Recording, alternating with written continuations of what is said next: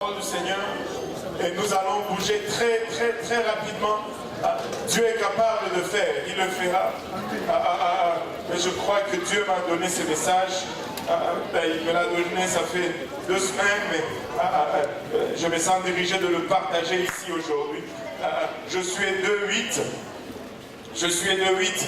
Avant que les espions ne se couchassent, Rahab monta vers eux sur le toit. Et leur dit, l'Éternel, je le sais, vous a donné ce pays. La terreur que vous inspirez nous a saisis et tous les habitants du pays tremblent devant vous.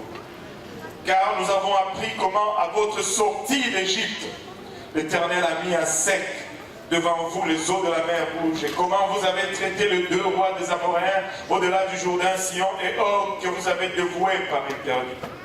Nous l'avons appris et nous avons perdu courage et tous nos esprits sont abattus à votre aspect.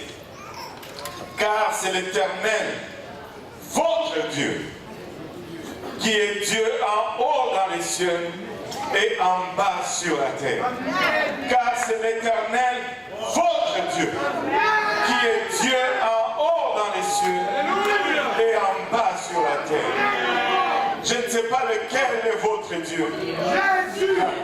Mais j'espère que c'est cet Éternel dont on parle.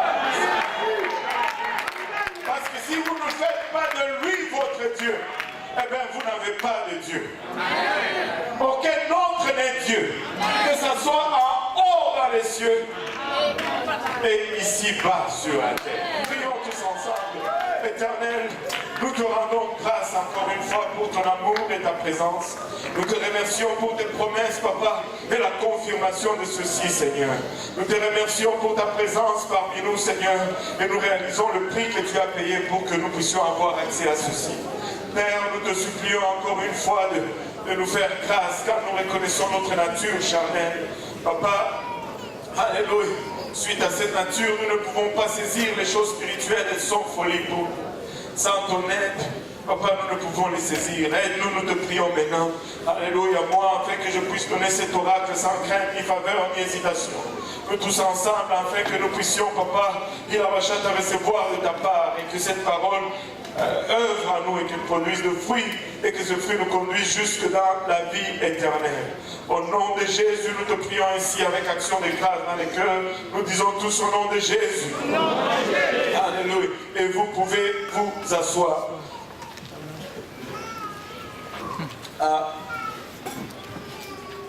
Le passage que nous venons de lire tout à l'heure est un des passages les plus familiers de la Bible, très connu par presque tout étudiant, même occasionnel de la Bible. Ça fait suite à l'histoire d'Israël. Israël est sorti d'Égypte. Dieu a opéré une grande délivrance pour sortir Israël de l'Égypte. Il a frappé les Égyptiens de 10 plaies. Et au 10e plaie, les Égyptiens ont finalement cédé. Israël est enfin en route vers la terre promise. Mais une fois en route, les Égyptiens se sont rendus compte qu'ils venaient de perdre une grande main d'œuvre. Ils se sont mis à la poursuite d'Israël. Et Israël qui était en route, Israël s'est retrouvé sur son chemin face à la mer Rouge. Il n'y avait pas de pont et là, ils ont campé là, essayant de trouver une façon de traverser maintenant cette eau. Ils étaient là, non pas parce qu'ils ont fait une erreur de navigation. Ils étaient là, non pas parce que les GPS ne savaient pas qu'on avait planté une mer. Savez-vous, aujourd'hui, tu peux mettre ton adresse dans le GPS, mais si la route a été modifiée, je ne sais pas s'il y en a qui sont allés au Nouveau-Brunswick. Quand tu vas au Nouveau-Brunswick, quand j'y allais avec mon ancien GPS, parce qu'ils ont changé la route des fois, le GPS t'envoie dans la forêt, en fait. Ce n'est pas parce que le GPS les a mal conduits et les a amenés là, sans savoir que la route n'aboutissait plus ou que la route avait changé. Non, c'était la nuée, la colonne de feu de nuit et la nuée de jour qui les a conduits. C'est Dieu lui-même qui les a conduits à cet obstacle. Et des fois, tu te retrouves dans ce qui semble être un piège. Mais c'est Dieu lui-même qui t'a conduit là. Nous avons l'habitude de lutter contre nos problèmes, de lutter contre nos obstacles. Et des fois, les obstacles sont là juste pour faire resplendir la gloire de Dieu. Ne pleure pas sur ton sort aujourd'hui. Amen. Alléluia. Ne pleure pas sur ton sort. Il semble que ces derniers temps, c'est tout ce que Dieu essaie de nous dire. Ne pleure pas sur ton sort. Je suis Dieu, je suis au contrôle de toutes choses et je peux changer tes larmes en cris de joie. Je peux changer tes sacs en vêtements de louange. Écoute, juste rendre gloire à Dieu pour tout ce que nous traversons. Ça va bien, je loue Dieu. Ça va mal, je loue Dieu. Je n'ai pas, je loue Dieu. J'ai, je loue Dieu. En forme, je loue Dieu. Malade, je loue Dieu. Travail, je loue Dieu. Pas de travail, je loue Dieu. En toutes circonstances, je dois juste apprendre à le louer. Je dois juste apprendre à le louer. Et là, Israël se retrouve pris en face de cette mer infranchissable. Et pour ajouter un peu, pour aggraver la situation, il regarde en arrière et la cavalerie d'Égypte arrive. Il regarde cette nuée de poussière maintenant qui est soulevée par ses chars et il se retourne vers Moïse. Pasteur Moïse, qu'est-ce que tu nous as fait faire? Pourquoi tu nous as conduits ici? Tu devais même nous laisser en Égypte, où nous étions bien. Au moins là-bas, il y avait une place pour nous enterrer. Il y avait des sépulcres. Je ne sais pas pour vous, je pense que je l'ai déjà dit une fois, mais je vais le redire encore. C'est étrange que tu te soucies de la place où on va t'enterrer. S'il y a quelque chose qui ne va rien faire dans ta vie, c'est le cercueil dans lequel on va t'enterrer. C'est la place où on va... Il peut être en bois, on peut juste t'envelopper dans des sacs, on te met dans le trou, ça ne change rien. Mais il disait, on aurait dû rester en Égypte. Ils ont oublié l'esclavage. Ils ont oublié le coup de fouet. Ils ont oublié tous les malheurs et les douleurs qu'ils traversaient. Le travail sans salaire pendant 400 ans. Et du coup, juste une mer à franchir devenait un problème. Ils se sont donc pris à leur dirigeant. Le dirigeant s'est tourné vers Dieu et Dieu a dit, attendez, je vais vous faire sortir d'ici. Dieu a ouvert la mer Rouge. Un autre exploit, ils ont traversé, les Égyptiens ont voulu les poursuivre, un autre exploit, les Égyptiens sont morts dans la mer Rouge. Écoutez, c'est Dieu que nous servons, il n'est pas impartiel. Dieu choisit un camp. Laissez-moi dire à quelqu'un encore aujourd'hui, Dieu n'est pas neutre. Dieu n'est pas neutre, Dieu a choisi un camp, il a choisi notre camp. Ces Égyptiens ont vu la colonne qui était noirceur pour eux et ténèbres pour eux et qui était lumière pour les Israélites. Ils ont dit, le Dieu des Israélites n'est pas impartiel, le Dieu des Israélites a choisi un camp. Alléluia, votre Dieu n'est pas impartial, Dieu a choisi un camp. Il est de notre côté. Dieu n'est pas, alléluia, juste pour nous. Il ne fait pas la même chose pour nous et pour nos ennemis. Il a choisi un camp. Il est de notre côté.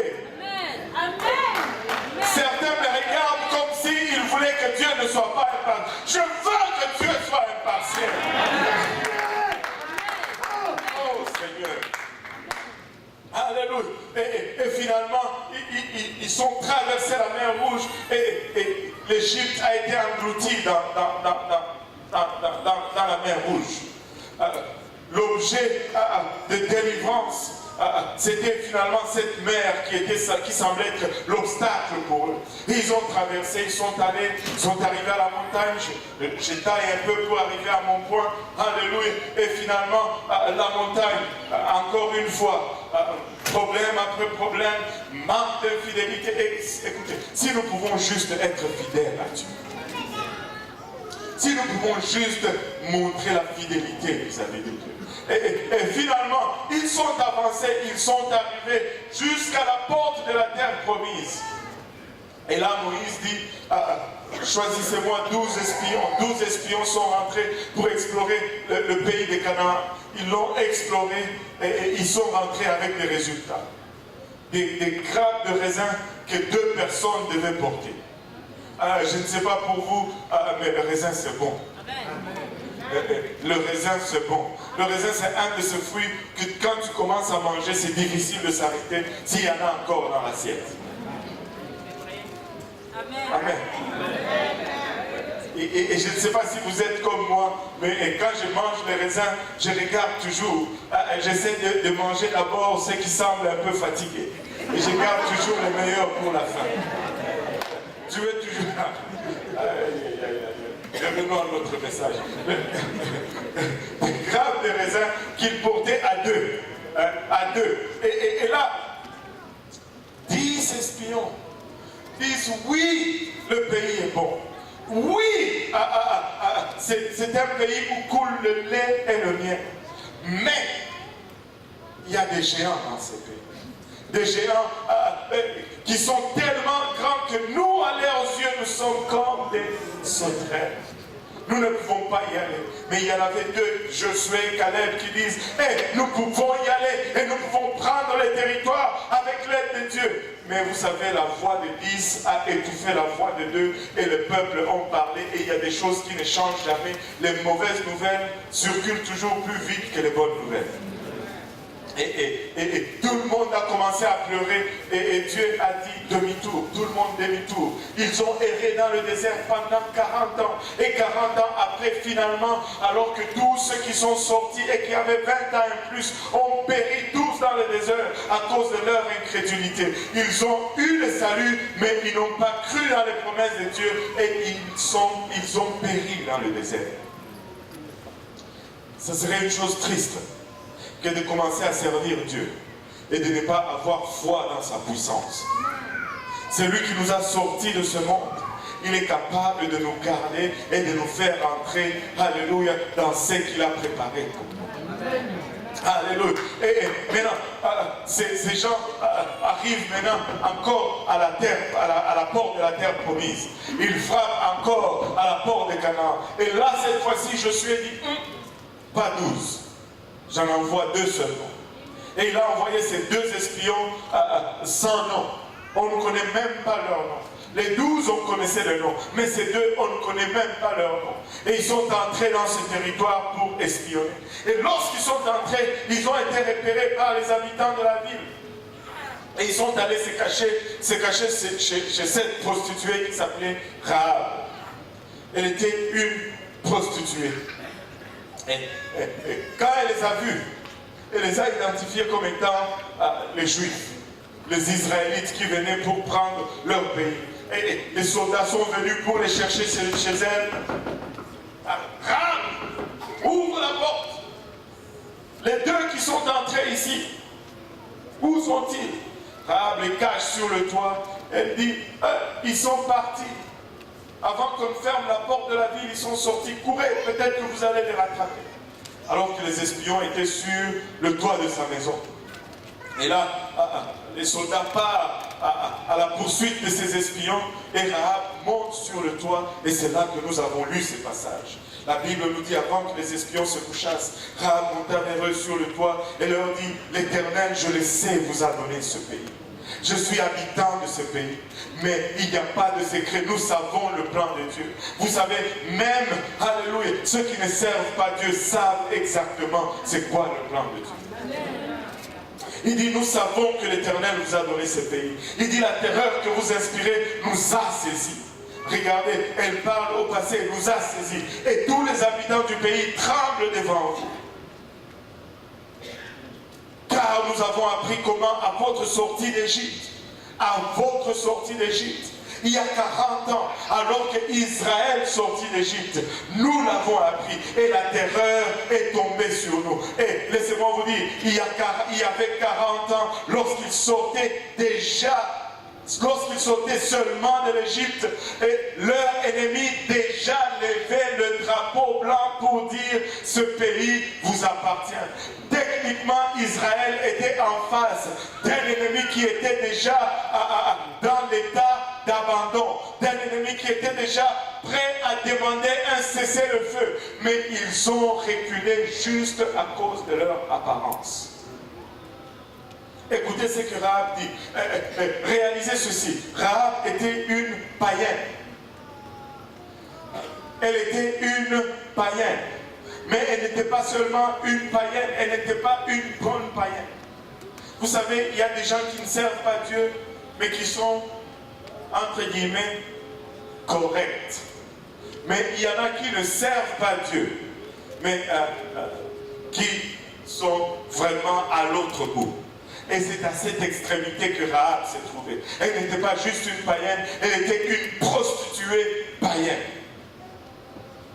Mais elle savait, malgré sa vie immorale, elle savait. Regardez ce qu'elle dit. Car nous avons appris comment, à votre sortie d'Égypte, l'Éternel a mis à sec devant vous le zoo de la mer Rouge. Et comment vous avez traité les deux rois des Amoréens au-delà du Jourdain, Sihon et Og, que vous avez dévoués par interdit. Alors que Dieu faisait miracle après miracle, prodige après prodige pour ce peuple. Alors que tout le monde regardait autour d'eux et disait, Dieu a fait de grandes choses pour eux. Eux-mêmes n'étaient pas à mesure de reconnaître la main de Dieu qui œuvrait au milieu d'eux. Écoutez, peuple de Dieu, nous ne pouvons pas laisser le monde, alléluia, louer Dieu pour ce qu'il fait pour nous, plus que nous ne nous louons nous-mêmes. Rahab était en train d'avoir à elle seule un service de louange pour Dieu. Elle était à elle seule en train d'énumérer ce que Dieu a fait pour son peuple. Même pas pour elle. Alléluia. Et dit, Sihon et Og, roi, Sihon et Og, que vous avez dévoué par interdit.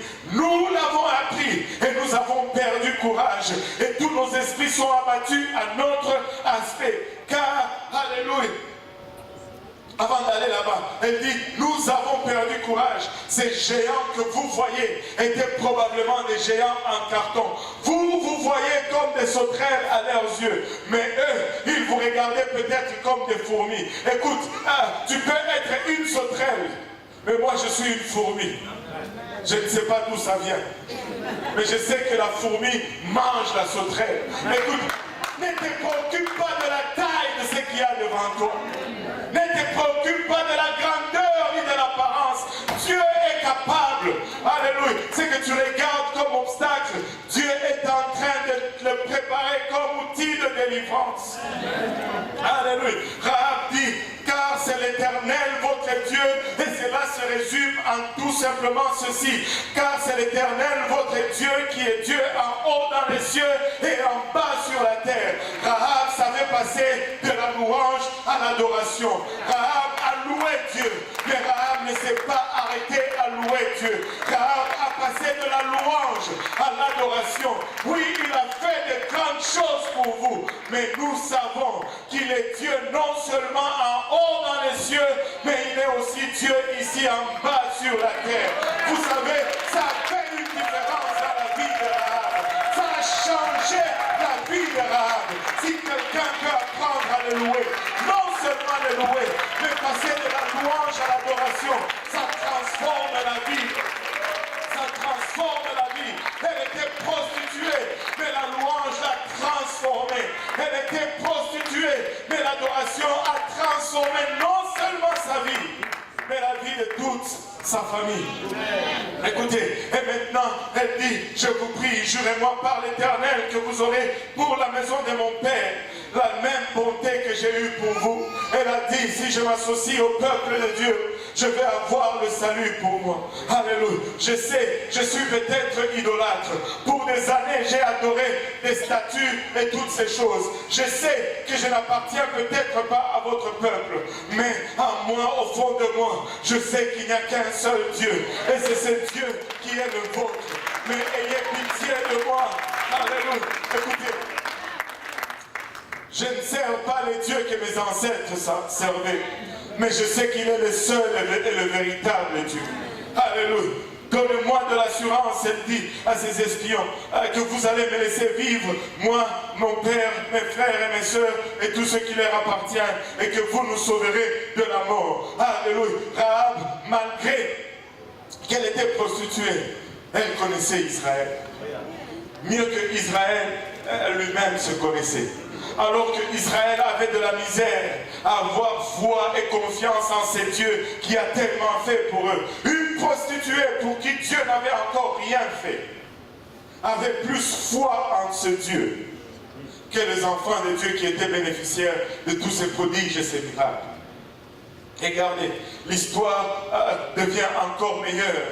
Elle leur dit, et ces hommes lui répondirent, nous sommes prêts à mourir pour vous, si vous ne divulguez pas ce qui nous concerne. Et quand l'Éternel nous donnera le pays, nous agirons envers toi avec bonté et fidélité. Regardez ceci. Ils disent, nous sommes prêts à mourir pour vous. Laissez-moi dire à quelqu'un, non seulement il est prêt à mourir pour toi, il est déjà mort pour toi. Il est allé à la croix pour toi. Il a tout enduré pour toi. Il a tout donné pour toi. Et là, elle le fit descendre avec une corde par la fenêtre, car la maison qu'elle habitait était sur la muraille de la ville. Que tout le monde dise, la maison était sur la muraille de la ville. Alléluia. Elle leur dit, allez du côté de la montagne. Elle dit, montez vers la montagne. N'allez pas tout de suite vers le camp d'Israël. N'allez pas tout de suite vers le Jourdain. Parce que les soldats qui sont allés à votre poursuite sont allés vers le Jourdain. N'allez pas vers là-bas, allez plutôt dans la direction opposée. Cachez-vous 3 jours. Que tout le monde dise 3 jours. 3 jours dans la montagne. Cachez-vous là 3 jours. Et c'est seulement après que vous allez descendre. Sinon vous risquez de croiser ces soldats. Regardez. Et ces hommes lui dirent au verset 17, voici de quelle manière nous serons quittes du serment que tu nous as fait faire. Ils disent, à notre entrée dans le pays, attache ce cordon de fil de croix moisi à la fenêtre par laquelle tu nous as fait descendre. Juste un fil rouge. Juste un fil rouge. Un fil insignifiant. Un fil qui, on ne sait pas même de quel tissu ça sortait. Un fil qui avait peut-être qui avait déjà été utilisé et qui ne servait peut-être plus à rien. Juste un simple fil rouge. Attache-les à cette fenêtre par laquelle tu nous fais descendre. Et il dit, recueille auprès de toi dans la maison de ton père, auprès de toi dans la maison ton père, ta mère, tes frères et toute la famille de ton père. Alléluia. Recueille tous ces gens dans ta maison. Cette maison qui est sur la muraille. Mets tout le monde dans cette maison. Et attache ce cordon à la fenêtre. Et nous allons venir. Et quand nous venons, tous ceux qui seront dans la maison, personne ne va les toucher. Si quelqu'un le touche, son sang retombe sur nous. Mais si quelqu'un sort de cette maison, qu'il va dehors, s'il se fait tuer, son sang retombe sur sa tête. Et comme ça, nous allons nous acquitter de cette promesse. Rahab a dit, c'est correct. Verset 21, elle répondit, qu'il en soit selon vos paroles. Elle prit ainsi congé d'eux et ils s'en allèrent. Regardez, le verset 21 finit et elle attacha le cordon de cramoisi à la fenêtre. Rahab n'a pas attendu 1 jour de plus. Rahab n'a pas attendu 2 jours. Rahab n'a pas attendu 3 jours, malgré que les espions devaient se cacher 3 jours dans la montagne. Tout de suite, elle a mis le cordon à la fenêtre. Elle n'a pas attendu 1 jour de plus. Laisse-moi dire à quelqu'un aujourd'hui, c'est le jour du salut. Maintenant, c'est l'heure acceptable. Si tu entends sa voix, n'endurcis pas ton cœur. Alléluia. Quand elle a su ce qu'il fallait faire pour épargner sa maison, pour épargner sa vie, pour épargner sa famille, elle l'a fait tout de suite. Elle avait un délai de 3 jours au moins. Elle n'a pas attendu 3 jours. Elle a mis le cordon tout de suite à la fenêtre. C'était juste un cordon insignifiant. Ça ne faisait probablement... Écoutez, juste un fil à la fenêtre. Mais Dieu choisit les choses folles du monde pour confondre les sages. Tu dis, c'est juste de l'eau. Oui, c'est juste de l'eau. Mais l'obéissance, le salut ne se trouve pas dans l'eau, le salut se trouve dans l'obéissance. Pour Rahab, c'était juste un fil, mais il fallait qu'elle obéisse. Et sans obéissance, il n'y a pas de salut. Dieu nous dit, répentez-vous et que chacun de vous soit baptisé au nom de Jésus-Christ pour le pardon de vos péchés et vous recevrez le Saint-Esprit. Oh, c'est peut-être juste de l'eau. Oh oui, c'est peut-être juste un processus qui ne produit rien physiquement, mais c'est l'obéissance. C'est peut-être juste un fil, mais c'est le fil qui est garant du salut. C'est peut-être juste de l'eau, mais c'est ce que la parole de Dieu déclare. Écoutez, les espions ont dit accroche le fil. Et laissez-moi juste anticiper. Quand ils sont venus, les murs ont tremblé, la terre a tremblé, les murs sont tombés, mais parce qu'il y avait le fil, la maison de Rahab qui était au mur n'est pas tombée. La maison était au mur, n'est pas tombée. Maintenant, permettez-moi de vous dire ceci. Les espions ont dit, attache cette corde à ta fenêtre. Et la maison est demeurée. Et comparez cela à ceci. Jésus te dit, répands-toi et fais-toi baptiser au nom de Jésus-Christ pour le pardon de tes péchés et tu recevras le Saint-Esprit. Si les paroles des espions ont été efficaces, combien davantage les paroles de Jésus-Christ seront efficaces. Combien davantage les paroles du Seigneur lui-même seront efficaces. Écoutez, bien que la première chose à tomber, c'était les murs. Amen. Et la maison était sur les murs. La maison est demeurée. La maison est demeurée.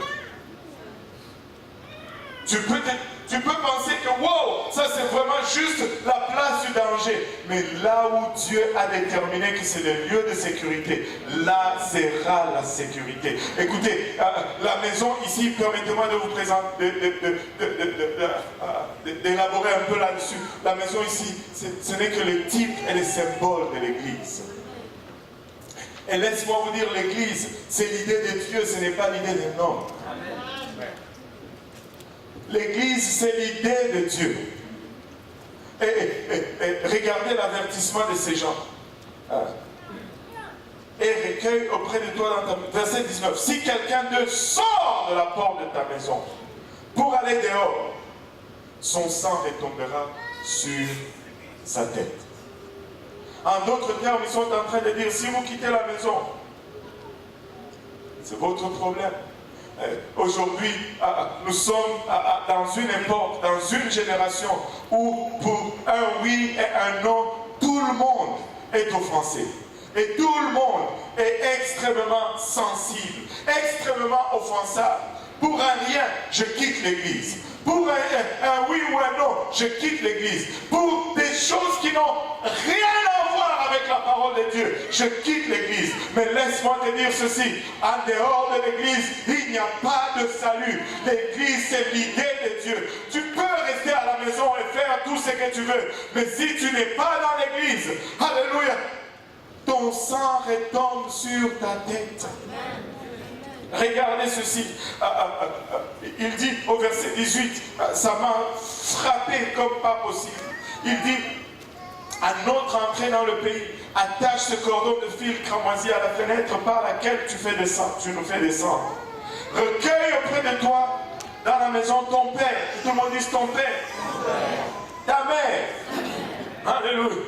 Donc, la femme de son père. Si moi, je suis le papa de... Où sont les enfants? Ils sont tous partis. Si moi, je suis le papa de Sifa, sa mère, moi je m'appelle Dieudonné Kaosi. Sa mère va s'appeler Jolie. Alléluia. Tes frères, ses frères vont s'appeler. Et toute la famille de ton père, la famille de son père va s'appeler. Ils avaient tous le même nom de famille dans la maison de Rahab. ils avaient tous le même nom de famille dans la maison de Rahab. Écoute, si tu vas être sauvé, tu dois porter le même nom de famille. Et le nom de famille, c'est Jésus-Christ. C'est pourquoi tu dois être baptisé au nom de Jésus-Christ pour le pardon de tes péchés. Et ceux qui sont entrés dans l'arche, ils avaient tous le même nom de famille. Ils ont échappé au déluge. Ceux qui sont sortis de Sodome et Gomorrhe, ils avaient également le même nom de famille. J'ai discuté cela avec Pasteur Lionel. Il m'a fait voir une autre chose qui m'a fait peur. Il m'a dit, pasteur, Lot avait d'autres filles. Et ces filles étaient mariées. Et vu qu'elles étaient mariées, elles ont changé de nom de famille. Elles ne sont jamais sorties de Sodome et Gomorrhe.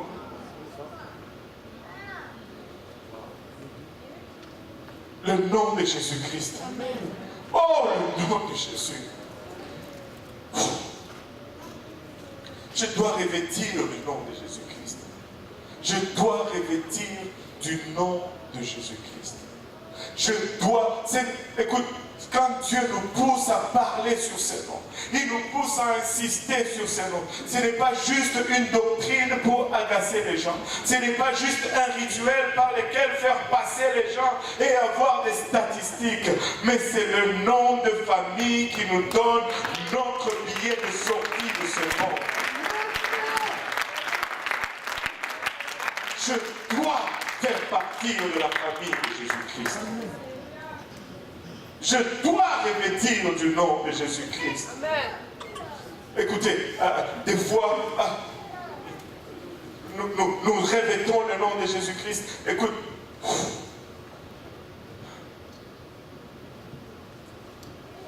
et nous allons des fois jouer. J'ai vu des gens revêtir du nom de Jésus-Christ. Et sortir et aller enlever le nom de Jésus-Christ. Et il y a de ces choses qui s'éclairent dans ma tête alors qu'on parle de ces choses. Écoutez, les filles de Lot ont enlevé leur nom familial et sont restées. Ils ont changé leur nom de famille et ils sont restés. Ils ont péri dans la destruction de Sodome. Le but de tout ceci, c'est juste d'être sauvés. Vous savez, nous venons à l'église parce que nous voulons être sauvés. Nous prions parce que nous voulons être sauvés. Nous marchons selon les préceptes de Dieu parce que nous voulons être sauvés. Je prêche comme je prêche parce que je veux être sauvé. Je vais parler sur la sanctification parce que je veux être sauvé. Vous savez, le frère Oscar nous a fait un témoignage vibrant aujourd'hui. Il cherchait Dieu, il voulait connaître Dieu, il s'est mis à genoux pour parler à Dieu et l'entente était que Dieu, si tu ne me parles pas, je ne me lève pas de ses genoux. Et il est littéralement mort sur ses genoux et quand il s'est réveillé, il était à l'hôpital en train d'être réanimé. Mais alors qu'il était parti, juste pour raccourcir l'histoire, Dieu l'a transporté dans le futur, où il a vu l'enlèvement, où il s'est battu pour monter jusqu'à une quelconque façon. Il est arrivé jusqu'à la porte, qu'il nous dit, dans son témoignage aujourd'hui. Et là, celui qui était à la porte lui dit, tu n'entres pas. Il dit, mais j'ai fait un effort pour entrer, je me suis battu, je passais le premier avant tout le monde. Il dit, tu n'entres pas. Il dit, mais pourquoi est-ce que je n'entre pas? Il dit, as-tu vu comment tu es habillé? Il dit, regarde en arrière, tout le monde était habillé en robe blanche. Lui, il avait des t-shirts, des chandails avec des Metallica, Guns N' Roses et toutes ces choses. Et il avait des jeans déchirés. On lui dit à la porte, tu n'entres pas. Et c'est là qu'il se réveille à l'hôpital. Et laissez-moi vous dire, il a changé son habillement. Amen.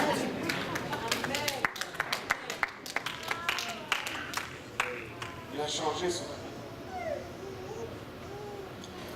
Oui, nous devons porter le nom de Jésus-Christ. Mais ce n'est pas assez que de porter le nom de Jésus-Christ. Nous devons rester dans la maison. Si nous sortons de la maison, c'est la destruction qui nous attend. Oui, nous devons rester dans la maison, mais ce n'est pas juste rester dans la maison, nous devons marcher dans la sanctification. Parce que sans la sanctification, nous ne pouvons pas voir Dieu. Je ne sais pas, en nous levant tous ensemble, je ne sais pas comment tu es venu ici. Je ne sais pas à quel niveau de la marche avec Dieu tu es. Il y a plusieurs échelles de marche en Seigneur aujourd'hui. Mais laisse-moi te dire aujourd'hui, si tu es ici et que tu ne t'es pas encore repenti de tes péchés, tu peux te repentir de tes péchés aujourd'hui. Si tu es ici et que tu n'as pas été encore baptisé au nom de Jésus-Christ pour le pardon de tes péchés, nous avons l'eau, nous avons des vêtements de rechange, ça ne prend que ton obéissance. Si tu es ici, tu me dis, pasteur, j'ai été baptisé au nom du Père et du Fils et du Saint-Esprit. Je dis, le nom de famille n'a pas été prononcé. Tu as besoin du nom de famille pour avoir accès à la maison. Tous ceux qui étaient dans la maison avaient le même nom de famille. Je dis, mais pasteur, je fais bien, je suis un homme qui marche dans l'intégrité. Ce n'est pas sur base d'intégrité qu'ils sont entrés dans cette maison. L'intégrité a été produite par la suite. Et vous savez, comme pour Rahab, non seulement Dieu l'a sauvé, mais Dieu l'a fait entrer dans la lignée même du Seigneur, pour dire qu'elle est vraiment rentrée dans la famille. Écoute, en prenant le nom, tu rentres dans la lignée de Jésus-Christ. Et si tu n'as pas encore reçu le don du Saint-Esprit avec l'évidence de parler en langue, nous pouvons prier avec toi aujourd'hui ici. Et Dieu va te remplir du Saint-Esprit. Et tu vas parler en d'autres langues comme l'Esprit va te donner les Saint-Esprit.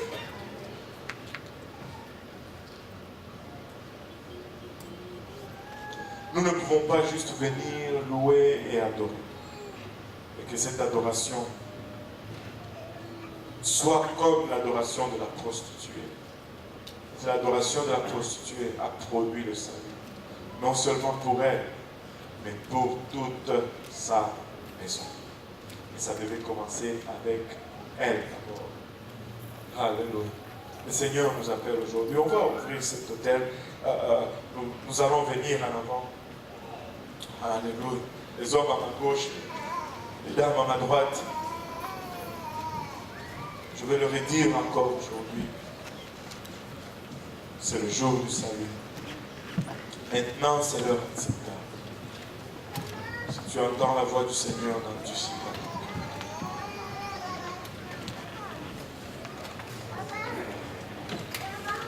Rahab avait 3 jours durant lesquels les espions étaient cachés dans la montagne.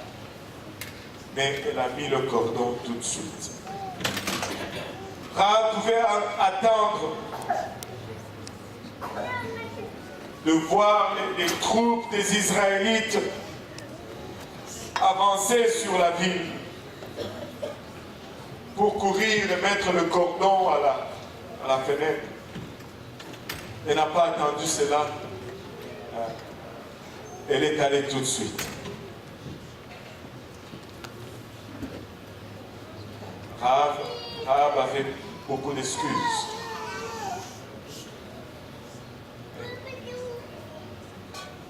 Elle est passée outre toutes ses excuses. Elle a fait tout de suite. C'est quoi ton excuse aujourd'hui? Si nous pouvons fermer nos yeux et lever nos têtes vers, baisser nos têtes et parler au Seigneur pour un moment. Seigneur Jésus-Christ, nous te remercions encore une fois pour ton amour, pour ta bonté, Seigneur, et ta fidélité vis-à-vis de nous. Papa, nous ne pourrons jamais confesser assez ce que tu as accompli dans nos vies, Seigneur. Papa, nous voulons passer, Papa, de la louange à l'adoration, Seigneur. Père, nous réalisons avant cela que nous sommes pécheurs.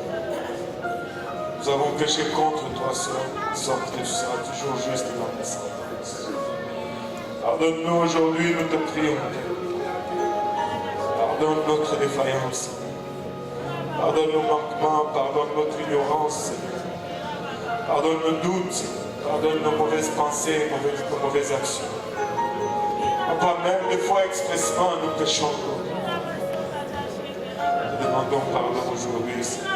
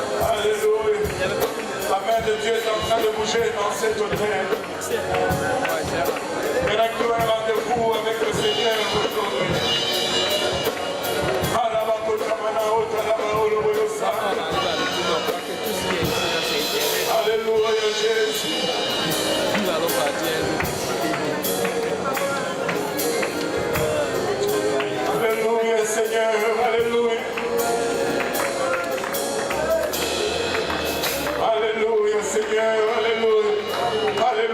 adores ton Dieu, tu laisses sortir ta voix. Alléluia. L'adoration a changé la vie de Rahab. Et l'adoration peut changer ta vie aujourd'hui. Alléluia, Seigneur.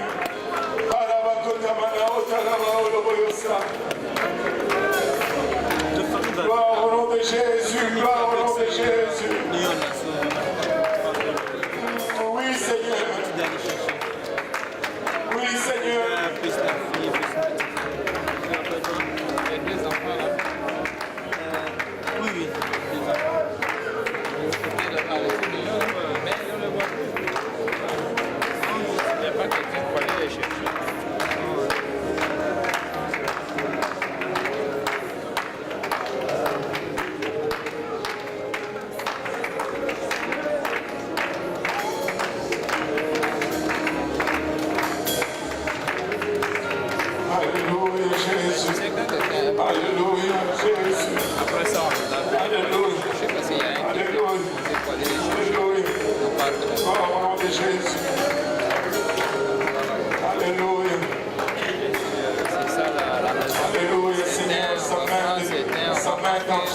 Dans cet hôtel.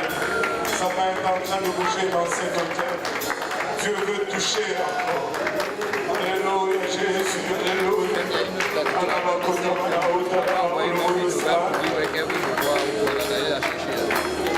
Gloire au nom de Jésus, gloire au nom de Jésus. Alléluia, Alléluia. Église, si nous pouvons juste lever d'un cran notre prière. Alléluia. Parce qu'il est en train de toucher, il est en train de remplir. Il est en train d'agir. Alléluia, Jésus. Alléluia, Seigneur. Il est en train d'agir. Il est en train de remplir.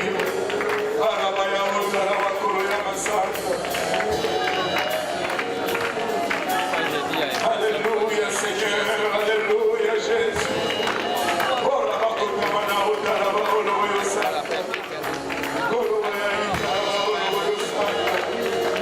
Alléluia, Seigneur, Alléluia.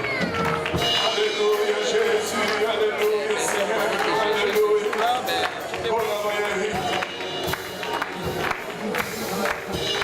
Gloire au nom de Jésus. Gloire au nom de Jésus. Gloire au nom de Jésus. Sa main est puissante. Sa main est en train de bouger.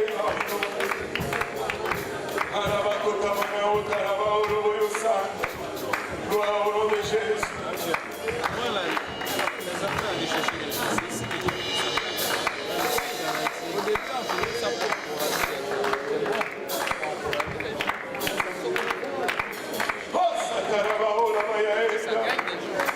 Alléluia, Jésus.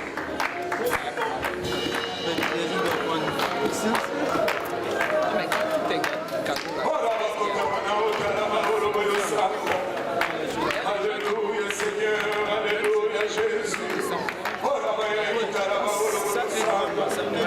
Alléluia, Seigneur, Alléluia, Jésus. Oh, Jésus. Alléluia, Jésus. Oh oui, Seigneur. Oh oui, Seigneur. Oh oui, Seigneur Jésus. Oh oui, Seigneur. Alléluia. Sa main est en train de travailler. On peut sentir une douce présence du Seigneur dans cet hôtel. On peut sentir une douce présence du Seigneur dans cet hôtel. Oh oui, Seigneur. Alléluia, Jésus. Alléluia, Seigneur. Alléluia, Jésus. Oh la baya kota mana ota la ba olo boyosa.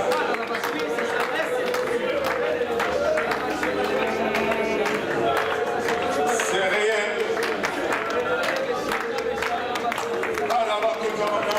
Alléluia, Jésus.